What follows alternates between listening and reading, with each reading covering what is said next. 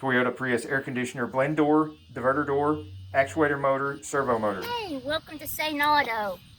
Let's go up to the barn garage and see what Victor's into today. St. Auto produces DIY auto repair videos and tool reviews. Hosted by retired ASE certified master mechanic Victor Sane. Hello, welcome back. First thing I'm going to show you in this video is me working on the diverter doors, the recirculating air conditioning doors, all that inside the dash of 2010 third generation Prius. And there are things in here I'm going to talk about while I'm working on these doors that I wished I had known before I started this job, so in hopes that it'll help you and help future me when I'm doing this again. And then after I get done showing you all that stuff inside the dash, I want to go over some of the part numbers and the casting numbers that are on the diverter doors, the servo motors themselves. Now to put these two on in the center here, you're going to have to manipulate this wheel a bit. But don't worry too much because I'll show you a trick here. All right, number one, this one that goes at the bottom has got a wider cog right here. And there is a wider cog right there. And you may not be able to see it here in the film, but you'll be able to see it in real life. There's a wide cog there, lines up with one wide cog here. All right, and of course this needs to face this way. And you've got a protrusion down here that goes at the bottom with some writing on it. It goes like that. And this, if it's turned down this way, is impeding your ability to get to this screw hole. So it's going to have to be up this way, and that's why this one's going to have to go on first. You're going to have to get this in here and get the 3 screws on it. Way down in here, get plugged in, get the 3 screws on it. Make sure this cog is lined up and all ready and done before you can move this down and start working on this one. Now this one, the only reason I can have it in here now is because I have this off of it. And this release right here needs to face out. And then it has a cog right here, a wide cog right there that goes to a wide cog right here. So that will line up like that. This will be up. You'll put this one in place with the cogs lined up. Then you'll move that back down, put this one in place, and then put this on, lining this cog up with this. And I'll show you what it looks like all together. Okay, so here's what it looks like with both of them installed. There's the top one with the wheel back on it. And the 2 wide cogs are right here, lined up perfectly. Remember, without this on here, this could go on first or second, doesn't matter. But this cannot go on until after the bottom one is installed, because you need to move this to get the bottom one on there, get all the screws in there, and get the 2 wide cogs lined up just right there. Then you can move this down and put this on correctly, and then both of those are on. Now the third one is right here, and I've put it on, so it's time to put all of this back together. Wish me luck. Got any words of encouragement, please put them in the comments below. Yeehaw! Now those of you that's been watching my channel and watching my videos for quite some time, you know I go through a great deal of trouble to put a link in the description of every tool and part that I use to be helpful. I can't find a link to every one of these parts. So the ones that I don't have links to, the best I can do is give you the part numbers and everything so that there'll be a little bit less confusion when trying to find these servos, actuators, diverter door motors, whatever the manufacturer happens to be calling them at the time.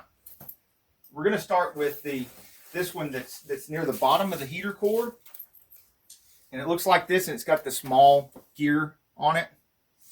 And now one of the problems is that these casting numbers right here, wipe that off so you can see them real good. These casting numbers are not the part numbers, and even the dealers don't always have numbers to coincide with these casting numbers. So I'm going to tell you that this casting number right here on this door that goes in the bottom, and I'm talking about the cabinet right in the center of the dash, right down the center of the dash that has the heater core in it. not the cabinet with the recirculating door in front of the glove box. So here is the part number, 87106-12170. And that part number coincides with this casting number right here, which even with glasses I have a hard time reading. So just going to let you see that. Hopefully we won't lose our focus moving in like this. And you can just pause right there and write down whatever numbers you need. Bottom near the heater core. And it has that gear on it. Next I have the actuator or servo that is near the top of that same heater core box. And this is the part number, and I wrote it all over the old part. And there is the casting number.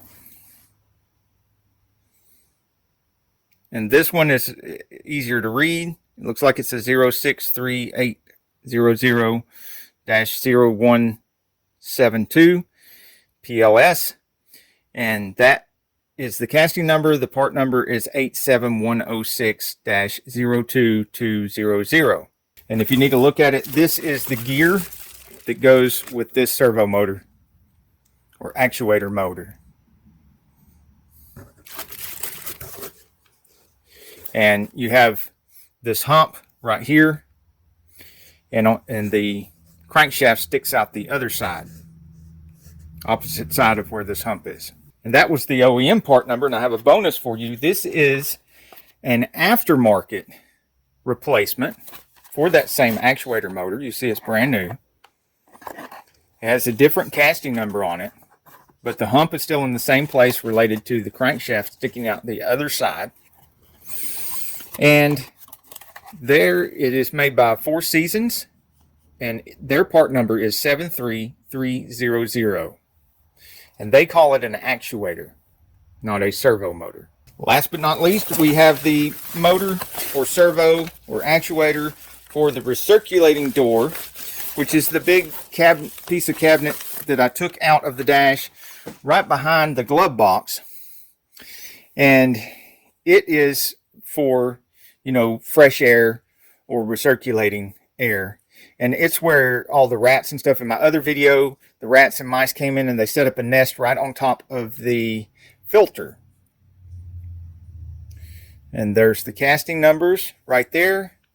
But I never did find a OEM part number for this. I had to look at the pictures when I was looking for it to find out which one to order. And I think I ended up having to order a good used one, because there was just no info on this. So if you have any info on this, like a OEM part number or something for 2010 third generation Prius, please put that in the comments below. Any other information you have that has anything to do with anything in the air conditioning or the dash or whatever that could possibly help somebody, please put those in the comments below. Also, if I haven't mentioned it already, if you look while I'm installing these under the dash, the connectors that go into these have different color connectors that make it easier to know which connector goes to which servo or actuator motor. And this one has this arm that goes on it, like so.